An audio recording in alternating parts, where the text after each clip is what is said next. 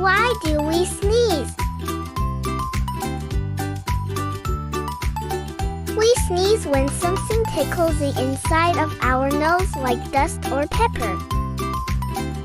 Your nose sends a message to your brain, and your body gets ready.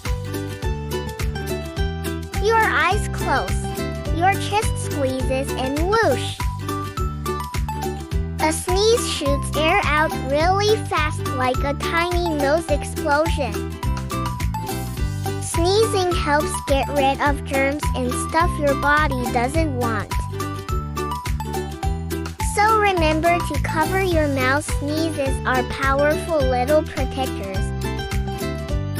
Thank you for watching.